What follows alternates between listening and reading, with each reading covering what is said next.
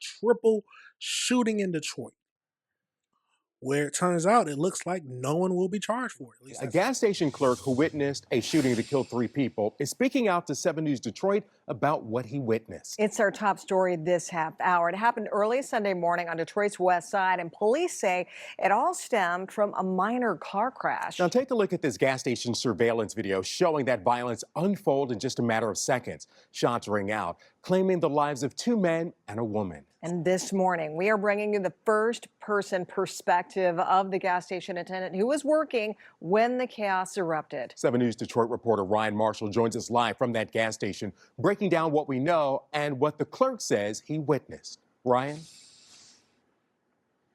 Well, Kay and Alicia, it is a new twist to a tragic ending. We talked to the gas station clerk who says that he was right there when things escalated quickly. He says he heard 6 or 7 shots ring out. Things escalated, and that is when he dialed 911. Now, according to Detroit police, there was a triple deadly shooting at the Sunoco gas station at the corner of McNichols and Lasser Road here on Detroit's west side. DPD says the shooting happened around 3 a.m. early Sunday morning and stemmed from an altercation at the gas station following a crash. Authorities say a woman and 2 men were shot and killed. Family and friends identified 2 of the victims as 25-year-old Trevor Sheeler and his sister Jasmine. Detroit police say they've arrested the person they believe to be the shooter. 7 News Detroit obtained surveillance video from the gas station showing the moments before the shooting, but this morning we're hearing from the gas station clerk who was right there when that physical altercation turned into gunfire. The clerk also says he heard 6 or 7 shots. That's when he quickly locked the door, took cover, and dialed 911.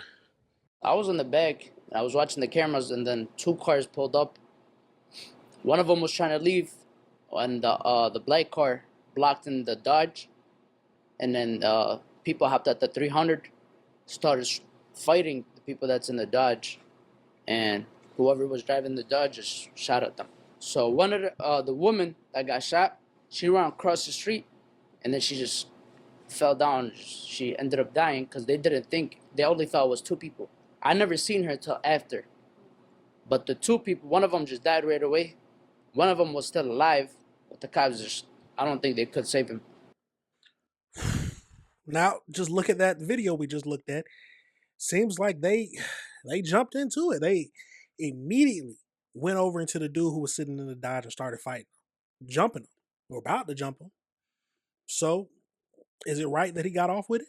But let's get over into this next video and hear about from the shooter's family.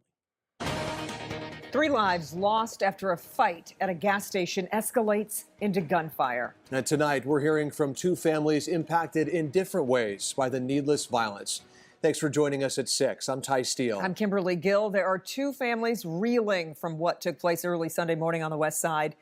Police say it started with a car crash, but ended with a shooting near 6 Mile and Lasser. Erica Erickson has been talking with the families of those victims today. And Erica, this is just tragic and heartbreaking, hard to process. It really is. We're talking about 3 young lives, 2 families absolutely devastated, and now a 3rd family with a young man behind bars. Take a listen. I don't know how I'm gonna do it. I don't know how I'm gonna do it.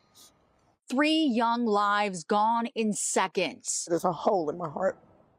There's a hole in my heart that I know will never be filled again. It will never be filled again.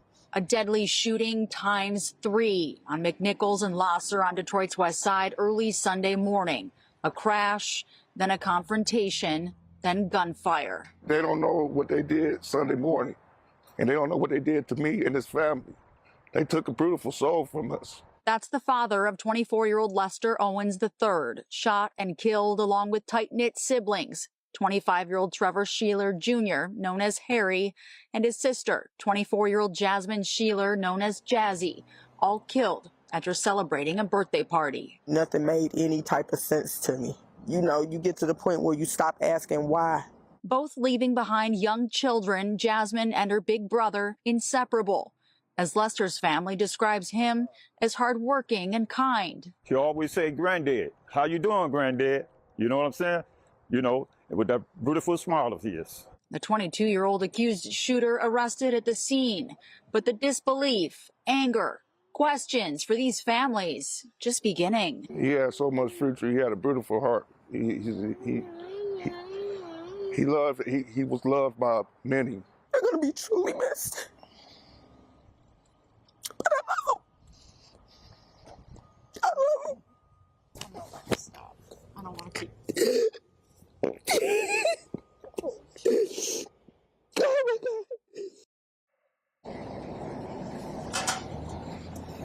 Incredibly heartbreaking for these families. Now, I want to remind everyone that that 22-year-old shooter has not yet been charged. We did speak to the family of that accused shooter, and they say that there's a lot more to this story. They actually say, in part, quote, he did not intend to go out and harm anyone that night.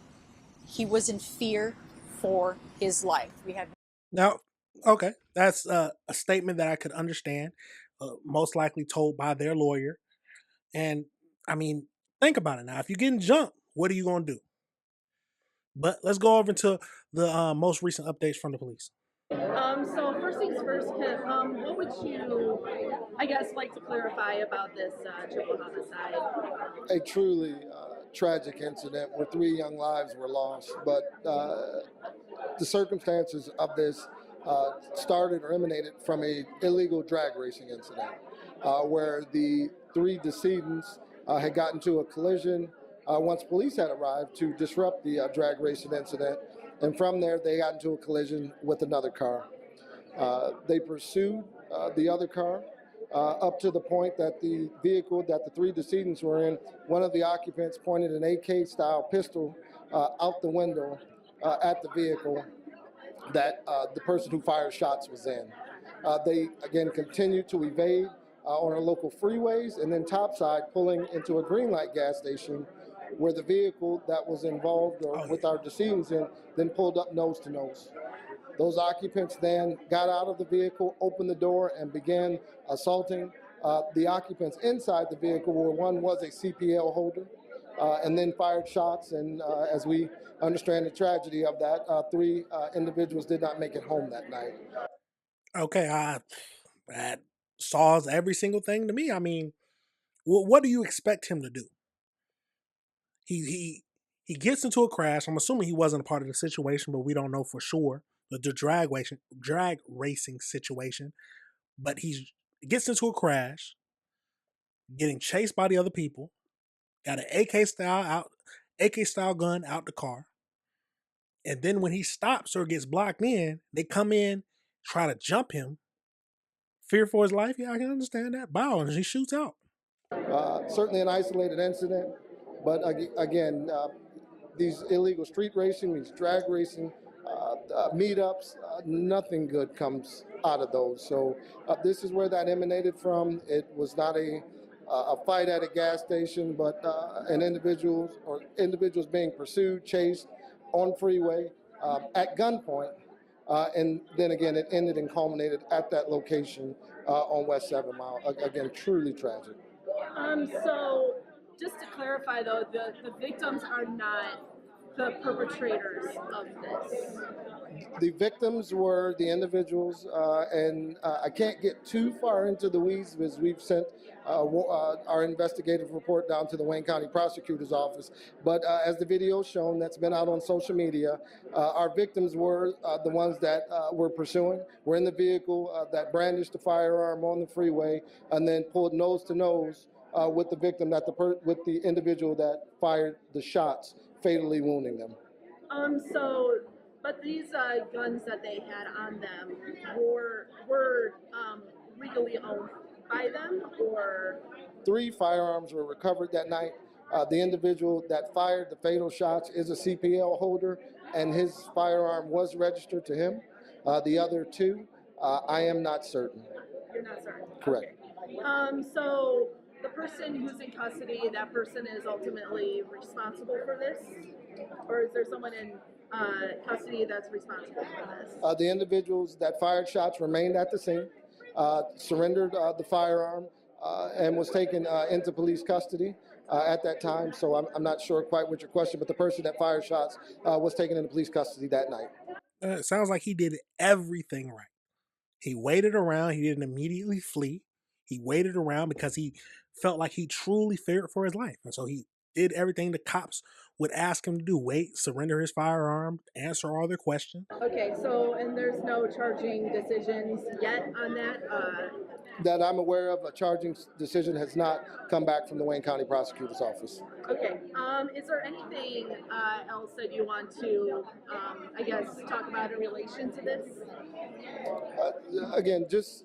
Okay, we got the gist of this, but let's get over into the AI breakdown just to get a little bit more information on this whole case. At the end of the day, you need to be able to protect yourself. You need proof that 100% in this situation. I mean, I don't know if he was a part of drag racing or not, but they clearly garnished the weapon first. They clearly boxed him in, tracked him down, boxed him in. He opens the door, they attack first, nearly about to jump him.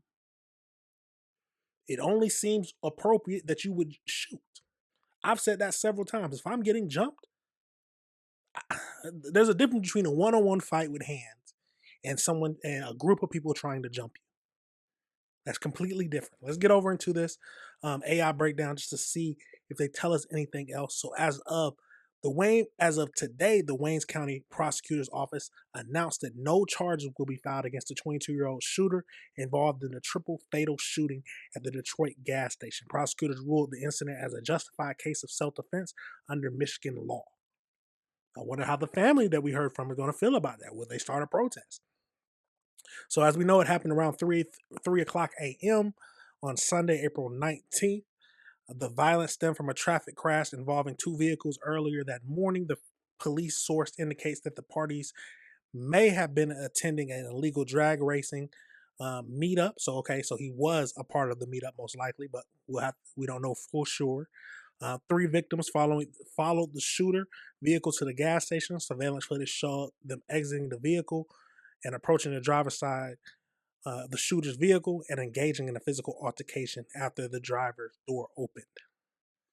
We know the shooter is a 22-year-old passenger seated in the rear of the vehicle, fired a handgun during the struggle, fatally wounding all 3 individuals.